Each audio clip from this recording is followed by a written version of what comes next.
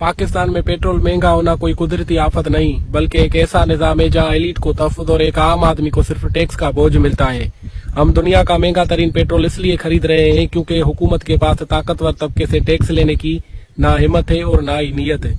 आज अगर हम इंटरनेशनल मार्केट, डॉलर और जंग को देखें तो टैक्स के बिना पेट्रोल की असल कीमत तकरीबन 247 रुपए बनती है, लेकिन हमसे 378 रुपए लिए जा रहे हैं क्योंकि हम पर बहुत भारी पेट्रोलियम लेवी लगा दी गई है।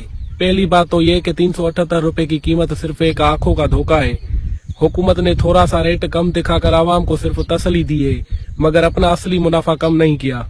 पेट्रोलियम लेवी बढ़ाने की पहली वजह यह है कि हुकूमत ने IMF के आगे घुटने टेक दिए हैं और सारा बोझ आम आदमी पर डाल दिया है।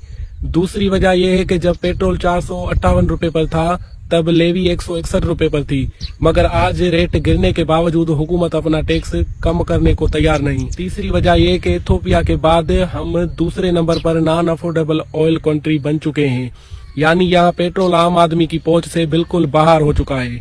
चौथी और सबसे बड़ी वजह यह है कि इस अप्रैल में भी सारा निशाना सिर्फ आम आदमी है, क्योंकि हुकूमत एलीट तबके को टैक्स नेट में लाने की सलाहियत नहीं रखती। ये 378 रुपए का रेट सिर्फ दिखाने के लिए है। असलियत ये है कि हम इस निजाम का बोझ उठा रहे हैं जो सिर्फ अमीर को बचाने और आम आदमी को निचोड़ने के लिए बनाए। खुलासा ये है कि जब तक ये पेट्रोलियम लेवी खत्म नहीं होती, आम आदमी की मुश्किल कम नहीं होगी।